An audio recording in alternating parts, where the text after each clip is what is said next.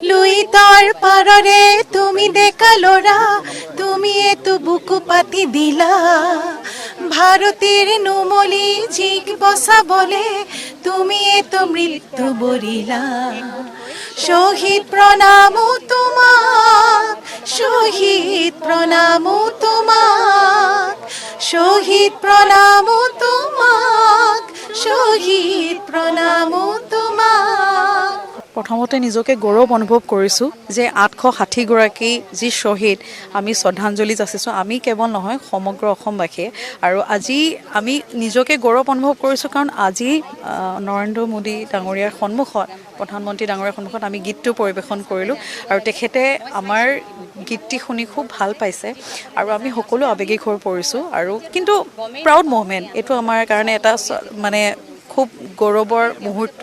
খুব ভাল লাগিছে। আচলতে আমি খুব আৱেগিক হৈছোঁ, মই অথনিও কৈছোঁ, কিয়নো শ্বহীদ স্মাৰকৰ এনে এটি সুন্দৰ অনুষ্ঠানত ভাৰতৰ প্ৰধানমন্ত্ৰী মোদী ডাঙৰীয়া আমাৰ মাজলৈ আহিছে। ডক্টৰ ভূপেন হাজৰিকাদেৱৰ চিৰ যুগমীয়া গীতটি আমি তেওঁৰ আগত আমি পৰিৱেশন কৰিলোঁ। কিমান এটি সুন্দৰ অনুভৱ, আৱেগিক হৈ পৰিছোঁ, কিয়নো সেই শ্বহীদসকলৰ আজি শ্ৰদ্ধাঞ্জলি অনুষ্ঠান, তেখেতসকলৰ কাৰণে আজি আচলতে সোণৰ অসম বুলি যিখন কয় গঢ়িছে তেওঁলোকে।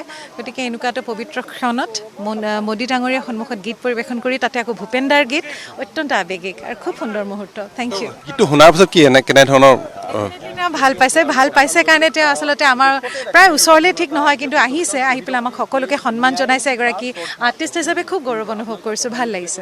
লুইতৰ পাৰৰে তুমি ডেকা ল'ৰা, তুমি এতো বুকু পাতি দিলা। ভাৰতীৰ নুমলি জিক বচাবলে তুমি এতো মৃত্যু বৰিলা। শহীদ প্ৰণামো তোমাক, শহীদ প্ৰণামো তোমাক, শহীদ প্ৰণামো তোমাক, শহীদ প্ৰণামো তোমাক।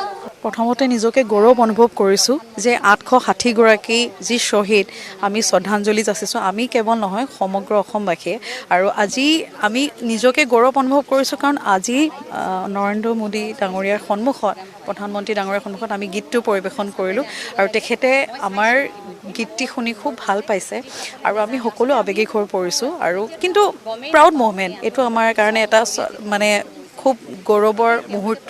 খুব ভাল লাগিছে। আচলতে আমি খুব আৱেগিক হৈছোঁ, মই অথনিও কৈছোঁ, কিয়নো শ্বহীদ স্মাৰকৰ এনে এটি সুন্দৰ অনুষ্ঠানত ভাৰতৰ প্ৰধানমন্ত্ৰী মোদী ডাঙৰীয়া আমাৰ মাজলৈ আহিছে। ডক্টৰ ভূপেন হাজৰিকাদেৱৰ চিৰ যুগমীয়া গীতটি আমি তেওঁৰ আগত আমি পৰিৱেশন কৰিলোঁ। কিমান এটি সুন্দৰ অনুভৱ, আৱেগিক হৈ পৰিছোঁ, কিয়নো সেই শ্বহীদসকলৰ আজি শ্ৰদ্ধাঞ্জলি অনুষ্ঠান, তেখেতসকলৰ কাৰণে আজি আচলতে সোণৰ অসম বুলি যিখন কয় গঢ়িছে তেওঁলোকে। গতিকে এনেকুৱা এটা পবিত্ৰ ক্ষণত মোদী ডাঙৰীয়াৰ সন্মুখত গীত পৰিৱেশন কৰি, তাতে আকৌ ভূপেন দাৰ গীত, অত্যন্ত আৱেগিক আৰু খুব সুন্দৰ মুহূৰ্ত। Thank you. গীতটো শুনাৰ পিছত কি কেনেধৰণৰ ভাল পাইছে কাৰণে তেওঁ আচলতে আমাৰ প্ৰায় ওচৰলৈ ঠিক নহয়, কিন্তু আহিছে, আহি পেলাই আমাক সকলোকে সন্মান জনাইছে। এগৰাকী আৰ্টিষ্ট হিচাপে খুব গৌৰৱ অনুভৱ কৰিছোঁ, ভাল লাগিছে।